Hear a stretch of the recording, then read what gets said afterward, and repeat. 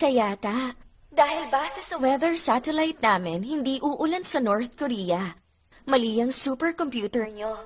Pero alam mo, dahil sa sobrang tagal na rin nating nag-uusap ng ganito, Sergeant Poo, meron naman akong hinanda para sa'yo.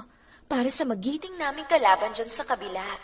Gusto mo bang marinig ang hinanda kong tula tungkol sa pangalan mo?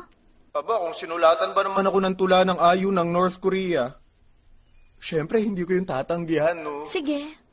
P para sa pinakapangit na sundalo. O ang baho mo. O naku po, mukhang pulubi ka. Ay, Andy! Masyado mong ginalingan, ah! Ganon? Kung ginawan ako ng tula ng ayu ng North Korea, dapat lang siguro gawin ko rin siya ng tula. Grabe ka naman.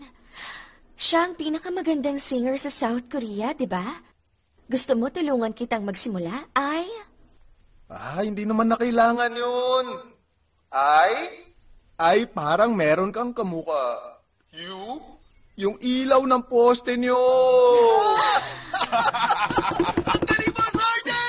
Kung makapagsalita ka, akala mo kung sino ka talagang gwapo, ha? Wala kang girlfriend, no? O, bakit parang asartalo ka na? Dito, mas lalo ka pang magagalit. Di ba 10 taon ng military service sa inyo?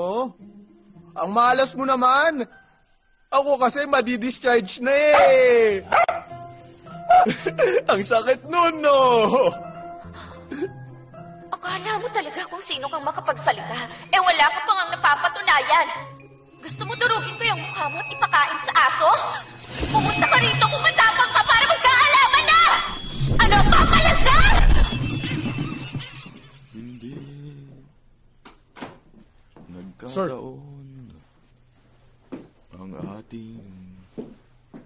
Ano yun? May isang sundalo tayo. Napalagay ko kailangan bantayan. Ano ibig mong Si sabihin? Pak Chon-woo kasi, sir. Parang kakaiba. Pak Chon-woo? Ang mga mayayaman, inaalala rin ng iba. Pinoprotektahan nila ang dignidad nila gamit ang impluensya. Maganda yun, ha. Sir, pwede ba ako magbanyo muna? Ba't ako tinatanong mo? Siya ang senior mo. Pero kailangan ko na dumumi, sir. Mabait naman siya. Huwag mo raw pigilan yan. Naku.